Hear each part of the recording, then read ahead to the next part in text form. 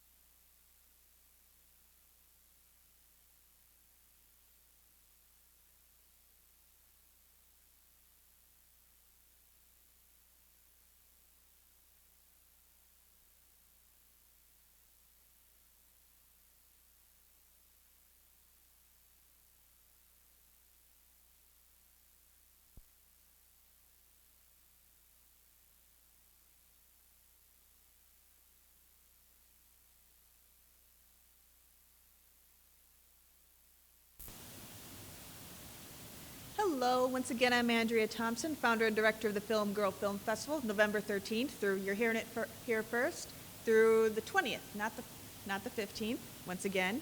And up with me, I have Amber Rose McNeill. She's the director of a short film, and she decided to take a safer topic for her film. It is called Normal Porn for Normal People. Yep. So yes, hard question first, pun intended, definitely.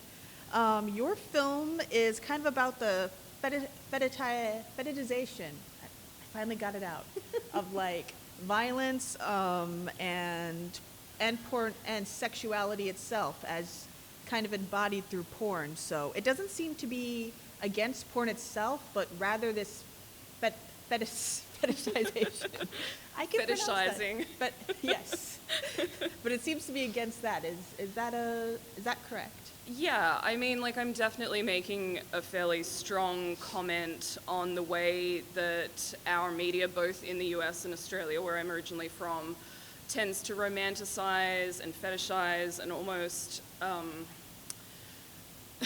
I'm losing my words, but yeah, so anyway, just like really hone in on that violence as a source of entertainment and fun, like it's glorified. Especially the violence against women. And Yeah, violence against women in particular, and not just in like cinematic media, but also the news. Like that's why I used clips of serial killers, because like we fetishize and honor real violence as well. Like they almost become celebrities. Like Yeah. the serial killers, the footage from interviews with serial killers, Jeffrey Dahmer and Ted Bundy, they are household names. Yeah, I mean, they essentially are celebrities. I mean, Dahmer didn't do anything to women, but like Ted Bundy certainly did. But, you know, and most people kind of my age range, like I'm a Gen Xer right on the tail end, like through to millennials. Like if you ask somebody who their favorite serial killer is, Yeah, that's an actual question. yeah, most people Or have. maybe it's just I was hoping it was just a Wisconsin question, since so many seem to be from here, but No, it's not. And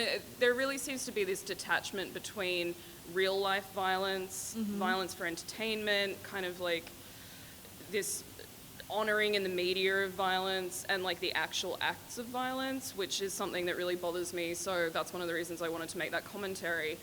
And it's kind of a weird juxtaposition that violence is glorified, where sexuality, even if it's consensual and, you know, everyone's having a good time, that's really demonized. So I kind of wanted to make that point of like, we're sexualizing violence, but then we're demonizing sexuality, and that just doesn't it's sit almost right. our cultures. Well, I can't speak for Australia, but in our culture, like consensual sex almost seems more condemned than rape sometimes. Yeah, particularly when a woman is in charge of her own sexuality. That seems to be, well, not seems to be, horror. that's, you Just know. in time for Halloween again. It's terrifying to a large portion of men when a woman, you know, controls her own sexuality and, you know, acts in a sexual manner. That's terrifying. And I feel like that's kind of what plays in to this kind of Puritan approach to sexuality, because in Australia it's quite different. You Really? used to be able to like sunbathe topless at the beach. Really? Naked body. Yeah, I grew up sunbathing topless on the beach, like through teenagehood. And it nothing just, bad happened to you? no, wasn't a big deal. Like nudity is not just about sex in Australia. Like people flash each other for fun when they're teenagers. I don't know what it's like now, but like in the 90s, like nudity is, it's just a naked body unless you're in a sexual situation. It's not like you see a woman's breasts and suddenly it's this huge deal. So People don't even like seeing women like breastfeed. So even if it's not, people almost they don't want to see that. They want to see, Yeah, I mean, the landscape's changed a bit in Australia, but coming to the US, it was definitely kind of confronting that there's this really puritanical approach to sex and pornography, not the violent kind, but the kind of consensual, like, well-done stuff. That was probably one of the biggest culture shocks for me, coming from a fairly, like, liberated sexuality in Australia. So I guess we've discussed like a lot of what influenced this film. But is there anything like specific, any specific experience you had, or any specific film that inspired you to make this? The inspiration for this film was just like the restrictions of quarantine. We went into lockdown and I didn't want to stop making films. So it wasn't necessarily like a film or a director that spurred it on, more than it was just like wanting to make a film and having something to say. And plenty of time to think. Yeah, and I deal with topics of violence in most of my film work, which has been quite narrative and like traditionally studio-based up until this point, because I was living and working in LA.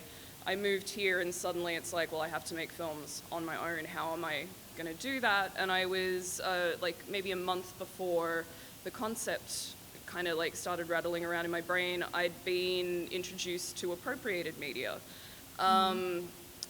Jesse McLean and What do you mean Lydia. by appropriated media? So appropriated media or sampling is taking existing media, like I've taken interviews, trailers from films, YouTube clips, taking things that other people have made, then like repurposing it and transforming it into another completely separate work of art. So you're not like stealing. Of course not. There's all these copyright laws and like You're borrowing. yeah, but yeah, so taking that and making it into something completely different. Yes, and you mentioned both Australia because you're from Australia. You went to LA Film School, and you even have your own production company out there, correct?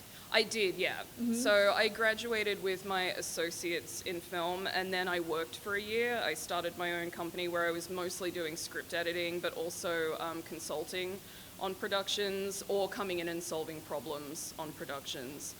But yeah, it was a very big shock doing that, and then moving to Milwaukee and going back to school. Yeah, you're going to school at EWM, so I'm really curious as to what brought you here specifically. I actually came here for the first time to do research on a script that had to do with Dharma. Of course. And I came here and it wasn't what I was expecting, and I fell in love with the place, and every opportunity that I had, all the free time I had, I kept coming back, and I was like, I feel like I should just move here. I like it so much, so I did. Oh, well, just to shout out the city. What do you like so much about Milwaukee? Spread the love. Look, and this is not glossing over the issues that exist in this city, because I'm aware there are a lot, but in general, Yes, there I are. feel like people are a lot kinder and more friendly, and that kind of, people in Australia are like that as well to a certain extent, so that kind of made me feel more comfortable, but the architecture is really beautiful. There are actual seasons here, unlike LA where it's warm all the time, so. Warm all the time. I don't know. I could stand for some of that. But anyway, and back to your film, Normal Porn for Normal People. You mentioned like really kind of being shocked at the like more puritanical approach that apparently exists in Australia. Do you think porn becomes this kind of a convenient scapegoat for real life violence? Yeah, I mean, you see that even in the clip that I used from Ted Bundy, where he's like trying to blame pornography for his crimes, which was like a real kind of like go-to for serial killers in that era. It seems to go through phases, like different things. People like to blame different things, a simple explanation. Yeah, well, They want a simple explanation. Yeah, it's I mean. more convenient to pass the blame than look at the real issues in society. Oh, yes. And it's easier to believe that there are evil people as opposed to people that just do really horrible things. So I think those two things really tie in together. Definitely. I noticed that while there is rightly a lot of focus on the violence on women in your short, you also include a few instances of like male on male violence and how that is fetishized as well. Can you describe why you decided to also include that? I mean, I am a woman and I've experienced violence personally, so obviously like female-centered violence is something I focus more on, but violence isn't specific to women, and men Definitely. also perpetrate violence against other men.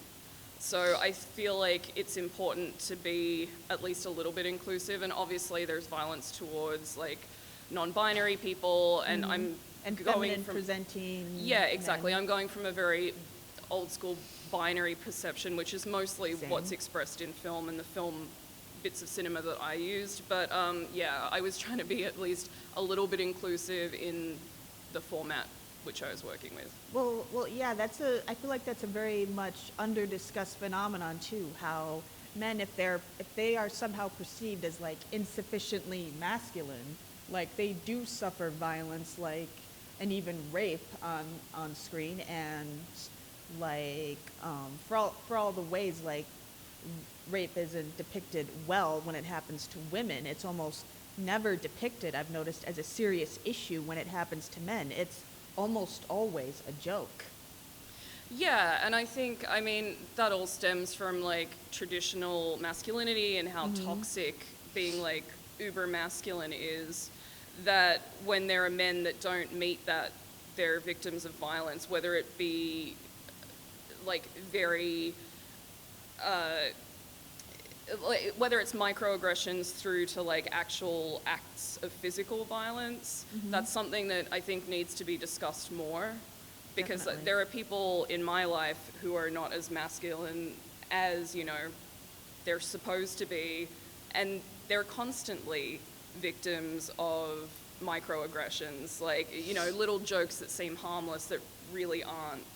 And even though I didn't specifically address that entirely in this film, like, I do think it's something important that needs to be discussed, so I tried to get in a little bit of male-on-male violence just to kind of like open that conversation a little bit. Yeah, and another thing on that note, you mentioned so much the difference in culture you experienced here and Australia.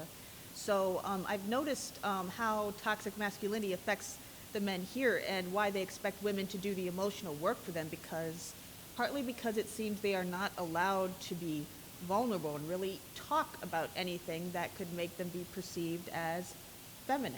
And that seems particularly toxic expectation here. In your experience, is that as strong in Australia, where you're from?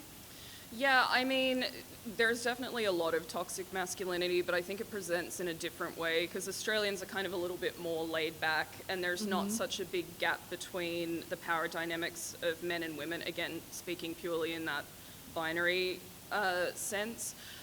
But yeah, like the traditional ochre Australian male is quite a toxic figure. You know, like, oh, just harden up, mate, she'll be right. Like, nothing, not particularly emotional and allowed to express emotions. Crying is gay.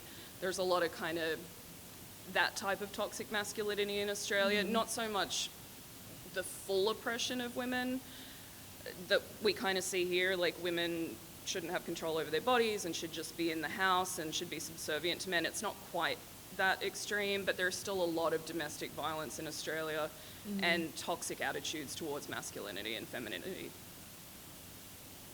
I see. Well, sorry.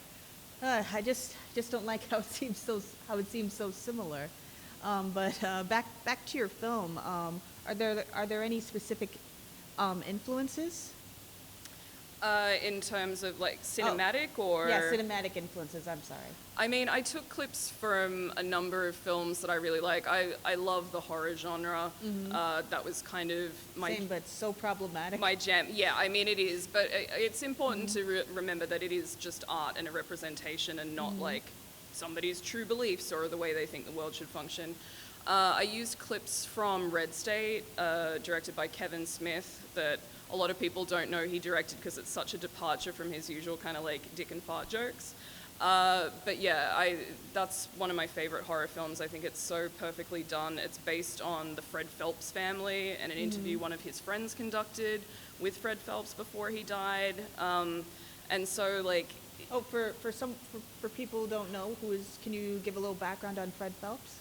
So he was the founder of the Westboro Baptist Church, which is like the God hates fags people that will like we protest all know the soldiers. Westboro Baptist Church. Like Or at least I hope we do, negatively. they seem to be disbanding now, which is kind of a good thing. But yeah, I mean, like a really horrible group of people. Oh, yes. So there's so much violence in that film that has to do with culture and organizational structures and stuff like that. So I'd say out of like all the clips I used, that was probably the biggest just because it encompasses social issues more than the other ones. But it's not like a direct inspiration or reference. Was there any particular moment that said this is where that kind of inspired you? You mentioned like quarantine and having time to think, but how did you decide to did you have any other topics that you were kicking around before you decided this is the topic, this is the film?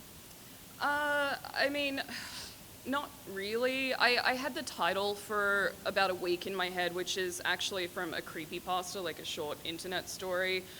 And I was thinking about a more realistic representation of telling that story on film. But I kind of let go of that pretty quickly once I started thinking about like extreme violence on the internet, and then centered around, you know, making a commentary on the way that media approaches violence. Yeah, I love how your film seems to be, well, it is this kind of mashup between experimental and horror. Like I'm a big fan of horror too, and sometimes I have such difficulty reconciling the movies I love and how it seems to view me. So how do you kind of perform that balancing act when you watch these films you love, but at certain moments you think like, oh, right, that's how. I mean, I tend to see them as art, which I understand can be a little bit problematic, but they're made up. They're not real. And I think that, you know, there is also this link that's constantly drawn in the media that watching simulated violence is going to cause real violence, and there's no evidence of that. There have been plenty of studies done, there's no evidence. So, you know, I think that watching horror can actually be a good outlet for aggression and violence. Definitely, yeah. Without anything bad happening. And what kind of draws you to both these genres, horror and, well, I guess you explained why horror is such a fascination, but why experimental film?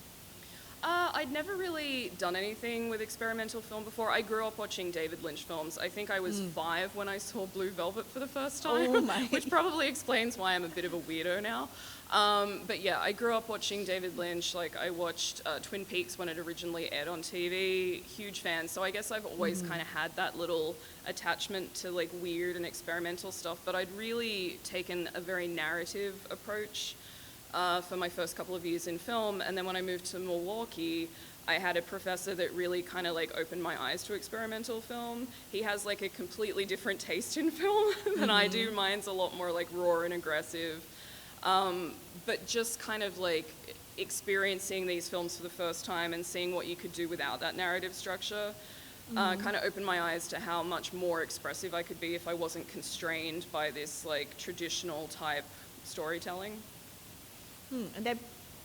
And I brought up this question with Robin Ehrlich, the director of a period piece, but we both kind of agreed that experimental film seems to be undergoing a resurgence. Do you agree? And if so, why do you think that is? I mean, it depends where you are, I guess. In LA, I don't really feel like it's making that much of a resurgence. Everything's quite studio-based and narrative there for the most part. That's kind of like the standard. I just moved to Milwaukee a year ago, but it seems like filmmakers here embrace experimental film a lot more so than in a studio-based town like LA. So I'm not sure I can really comment on the resurgence because I'm just discovering this kind of for the first time. But I also think that quarantine has changed the way that we consume media, what we expect from media, definitely the way that we make media. So I think potentially the last 8 months have kind of opened people's perceptions to what they enjoy watching or what they're prepared to try and watch, and that's maybe leveled the playing field a little bit and kind of taken a little bit of the adoration of this traditional narrative structure away a bit. Yeah, and plus we're rethinking the ideas of gender and everything and our social structures too. Like, I never thought I'd see